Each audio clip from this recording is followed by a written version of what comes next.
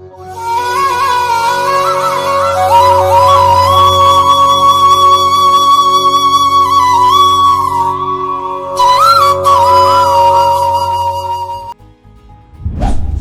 भाव में जिसके भी केतु होता है, अगर हम उसकी इनडायरेक्ट वे में सहायता करते हैं तो जो व्यक्ति सहायता करता है उसको भी हानि उठानी पड़ती है। माता का जिस व्यक्ति ने या उसके पूर्वज ने माता को दोष दिया, माता को दुख दिया, वो भला सुखी कैसे रह सकता है। तो ये जो दोष हैं, जैसे कृत्यों के द्वारा और हमारे बिहेवियर के द्वारा हमें पता लग जाता है कि ये चीज़ है।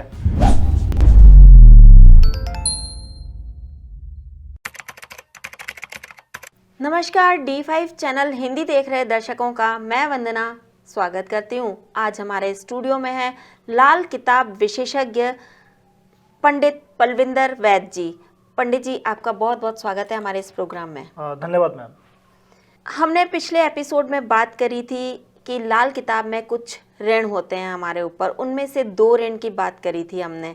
इस बार हम आगे के ऋणों की बात करेंगे, तो आप हमें बताइए कि आज हम किन ऋण के बारे में बात करने वाले हैं। क्या सबसे पहले हम मातृ दोष जो ऋण होता है उसके बारे में बात कर लें? जी वंदना जी, ज़रूर। जो आज का हमारा टॉपिक है उसमें हम 3 ऋणों की बात करेंगे, माता ऋण, स्त्री का ऋण और रिश्तेदारी का ऋण। सबसे पहले अगर मैं बात करूं माता के ऋण की, माता जो इस जगत की जननी है, आप भी स्त्री हैं। हमारे घर में हमारी जो बहन होती है, बड़ी होके वो भी स्त्री ही बनती है। किसी की वो चाची, मामी, जो भी है रिश्तेदारी, वो सारे ही कार्य करती है। जो भी व्यक्ति जिसकी कुंडली में चतुर्थ भाव में केतु है, उसका कारण है कि उस व्यक्ति ने या उसके पेरेंट्स ने अपनी माता को या दादी को सताया होगा, उनको मानसिक, आर्थिक किसी भी रूप से प्रताड़ित किया होगा।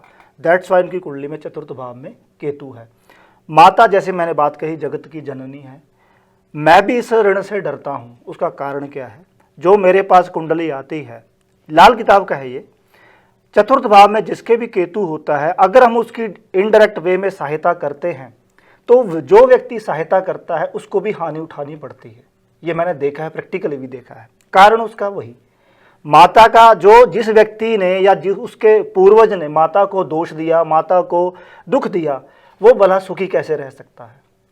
तो माता, चाहे मेरी माता है, चाहे किसी की भी माता है, अपनी माता को उतना मान सम्मान दें कि ये जो दोष कम हो जाए। हम इसका जो मैंने कारण भी बताया है कि किसी भी प्रकार से माता को दोष देना, जिसकी कुंडली में ये दोष होगा वो खुद भी मानसिक तौर पे प्रताड़ित होगा, उसको भी दुख संताप होंगे।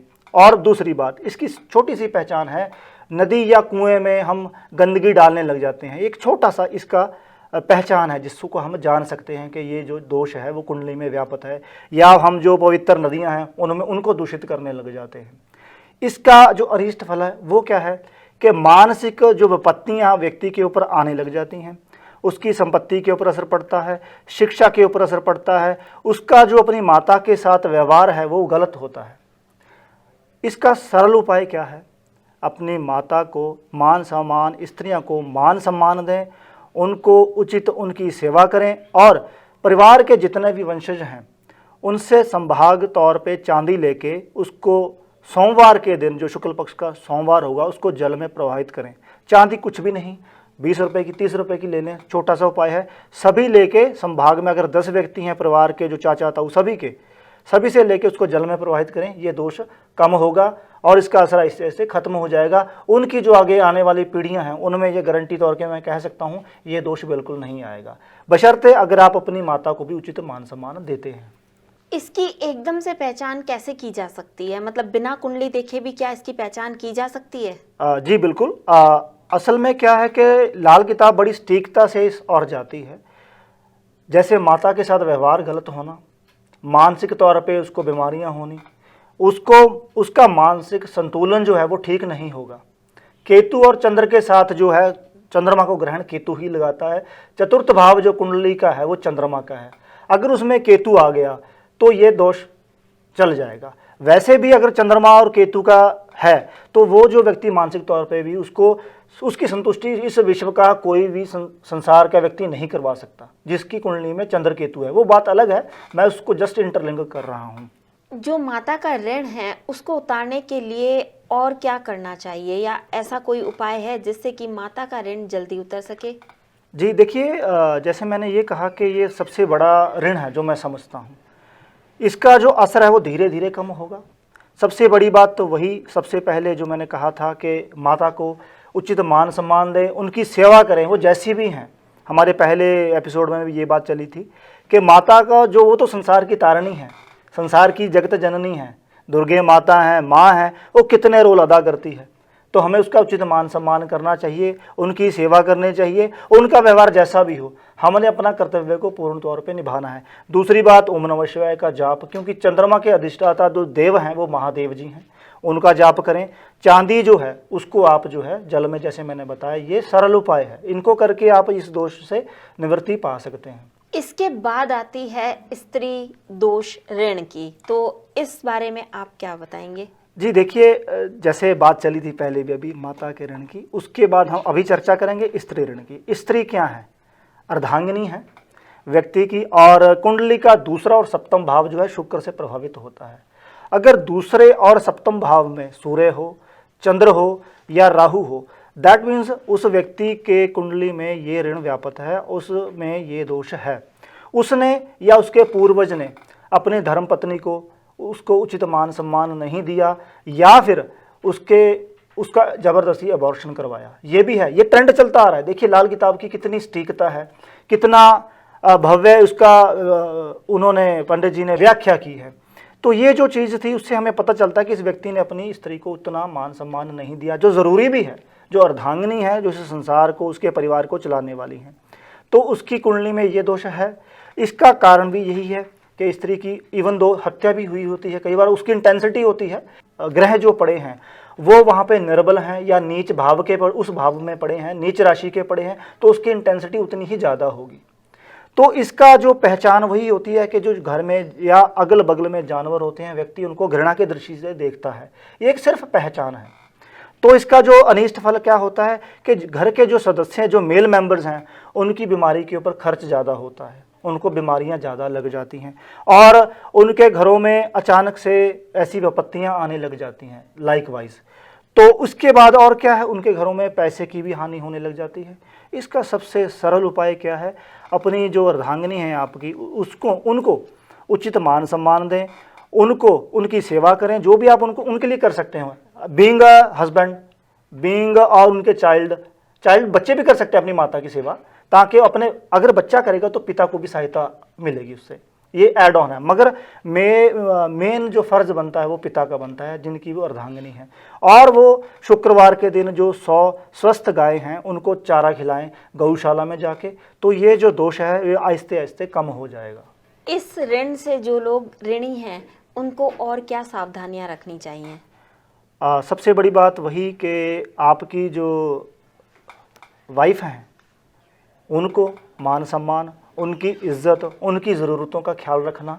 और क्योंकि महादेव शिव भी, आपको भी पता है कि उन्होंने भी दो ही एक रूप लिया था, पार्वती और महादेव, जिनको अर्धनारीश्वर भी कहते हैं। उनका संदेश यही था कि आप जब जुड़ गए तो आप एक हो, आप दो नहीं हो।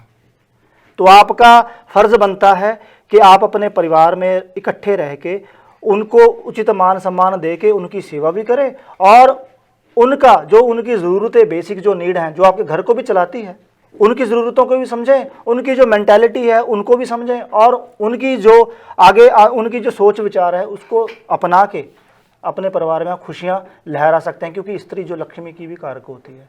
कई लोग हैं, साउथ में भी हैं, हमारे मित्र भी हैं, वो क्या करते हैं, जिनकी ये ऐसे दोष होता है, वो इवन के पैर भी छूते हैं अपनी स्त्री के, हमें माफ़ कर दीजिए। हैं मेरे मित्र जो ऐसा कार्य करते हैं, क्योंकि असल में क्या होता है, चाहे वो माता है चाहे वो स्त्री है, जब वो मन से ये भावनाएं निकाल दे कि तुम्हारा कल्याण हो, वाकई कल्याण होगा, क्यों नहीं होगा। मैं ये नहीं कहता कि पैर छुएं, मैं साउथ की बात कर रहा हूँ। ऐसे लोग हैं मेरे मित्र जो ये इस दोष से निवृत्ति पाना चाहते हैं, वो करते हैं।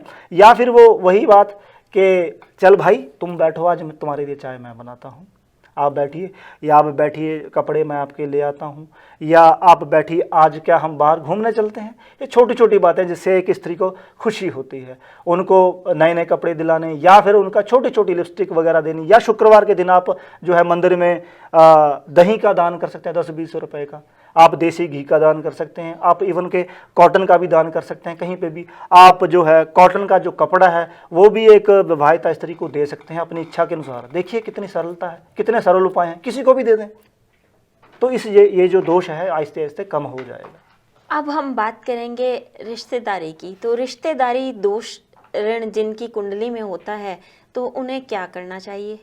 देखिए लाल किताब का ये भी एक बहुत अच्छा है। जैसे हम ऋणों की बात कर रहे हैं, अगर जो व्यक्ति इन वीडियो को ध्यान से सुनेंगे वो जानेंगे कि ये जो दोष हैं ये लिंक्ड हैं रिश्तेदार, जैसे हम बात कर रहे हैं रिलेशंस से। तो जो भी व्यक्ति वो या उनके पूर्वज उन्होंने इस जन्म में या पिछले जन्म में उनके बर्थ से पहले इंस्टेंट ये भी है बात, उन्होंने अपने रिश्तेदारों के साथ धोखा किया, उनसे अच्छा व्यवहार नहीं किया, उनसे उन्होंने बना के नहीं रखी, भले भी वो कैसे ही थे, अपने उनके खुद के बिहेवियरल इश्यूज रहे चाहे जो भी थे, उनकी कुंडली में अगर पहले और अष्टम भाव में जो मंगल का है उसमें बुध है या केतु है, तो उससे हमें पता चलता है कि ये रिश्तेदारी का ऋण है। तो उससे क्या होगा कि उसके घर में जब भी बच्चा पैदा होगा ये पहचान है, उससे एकदम से खुशियाँ बढ़ जाएंगी, अच्छे अच्छे कार्य होने लग जाएंगे। व्यक्ति सोचेगा कि पता नहीं क्या हो गया, ये एक अचानक से वृद्धि हो गई है, बहुत अच्छा होने लग गया है। तो उसमें आगे चल के लगभग 12 साल के बाद या 12 साल के अंदर ही अंदर गिरावट आनी स्टार्ट हो जाती है, सब कुछ जो है ख़त्म होने लगता है आहिस्ते आहिस्ते आहिस्ते, व्यक्ति चिड़चिड़ापन उसमें आ जाता है, ऐसे भी धारणाएँ बन जाती हैं। इसका अगर मैं उपाय की बात करूँ, बिल्कुल सरल उपाय क्या है कि जो धर्मार्थ औषधालय हैं, जो फ्री डिस्पेंसरीज बनी हुई हर शहर में हैं, उसमें परिवार के व्यक्ति जाएं। मंगलवार के दिन जा सकते हैं, बुधवार के दिन जा सकते हैं, इवन के संडे को भी जा सकते हैं अगर वो ओपन है। तो वहाँ पे जाके वो औषधियाँ जो हैं वो फ्री में, मेडिसिन जो हैं वो दें, जो फ्री औषधियाँ देते हैं, जो फ्री डिस्पेंसरीज होती हैं उनमें वो दें। तो ये जो दोष है आहिस्ते आहिस्ते ये कम हो जाएगा, इसका प्रभाव जो है कम हो जाएगा। ऐड ऑन करना चाहूँगा, अपने रिश्तेदारों के साथ अच्छे संबंध बना के रखें, चाहे वो आपके कोई भी हैं, आपके रिश्तेदार कोई भी हैं। इवन के एक समय पे जाके जो चाचा ताऊ है वो भी एक रिश्तेदारी में हो जाता है, क्योंकि सभी को जब परिवार बढ़ता है तो थोड़ा थोड़ा वो अलग अलग रहने लग जाते हैं। उनसे संबंध अच्छे बना के रखें। आपके जो परिवार के मेंबर हैं, आपके जो रिश्तेदार हैं, आपके मामा के हैं, नाना के हैं, उनके परिवार से अच्छे संबंध बना के रखें, तो ये जो दोष है आहिस्ते आहिस्ते कम हो जाएगा। तो ये जो दोष हैं, जैसे कृत्यों के द्वारा और हमारे बिहेवियर के द्वारा हमें पता लग जाता है कि ये चीज़ है, तो क्यों इनको करके हमारी ज़िंदगी भी सार्थक होगी और हमें लाभ भी होगा और आराम से चलेगी ज़िंदगी। तो मेन पर्पस हमारा क्या है कि हमारी ज़िंदगी स्मूथ चले, चलता रहता है। रेमेडीज़ जो हैं एक ऑरा क्रिएट करती हैं, एक बैलून सा क्रिएट हो जाता है कि जो इंटेंसिटी ज़्यादा थी किसी चीज़ की वो कम हो जाती है। अब जैसे ओजोन लेयर है, अर्थ के द्वारा सूर्य की किरणें पड़ती हैं, वो काम क्या करती है कि जो ज़रूरी किरणें हैं वही अंदर आती हैं। जहाँ पे भी ओजोन लेयर की डिप्लेशन हुई है वहाँ पे आप देख लीजिए, चाहे वो ऑस्ट्रेलिया के क्षेत्र हैं या कहीं पे भी हैं, वहाँ पे स्किन के इश्यूज़, कैंसर के इश्यूज़ बढ़ गए हैं, क्योंकि वहाँ पे ओजोन की डिप्लेशन हो गई है। वही हमारा ऑरा है। जब हमारा ऑरा गलत होता है, ख़राब होता है, हमें भी ये दिक्कतें आने लग जाती हैं। तो क्यों ना हम अपने ऑरा को स्ट्रॉन्ग करें, अपने जो हमारा दायरा है उसको स्ट्रॉन्ग करें, हमारे जो भुजाएं हैं, बल हैं, हमारे रिश्तेदार हैं, परिवार के मेंबर हैं, उनको ये चीज़ें करके हम उनको स्ट्रॉन्ग करें, बॉन्डिंग स्ट्रॉन्ग करें। जब कड़ी स्ट्रॉन्ग होगी तो खींचने में कुछ दिक्कत नहीं आएगी। बड़े बड़े बेड़े भी खींचे जाते हैं बेड़ियों से, अगर बेड़ी ज़बरदस्त है तो उसमें कोई दिक्कत नहीं आएगी। मेरा ये विचार है। आपने बिल्कुल ठीक कहा और आपने हमें आज बहुत ही अच्छी बातें बताई। आप यहाँ आए, आपका बहुत बहुत धन्यवाद। धन्यवाद वंदना जी। और मैं कामना करता हूँ कि सभी की जो लाइफ है वो सुख शांति समृद्धि से भरी हो, अपने अपने पितरों से, अपने अपने जो देव हैं देवी हैं उनसे जुड़े रहें, उनका सम्मान करें, मान सम्मान करें, यही मेरी कामना है। ओम नमः शिवाय। अगले एपिसोड में आपसे फिर मुलाकात होगी, तब तक के लिए नमस्कार।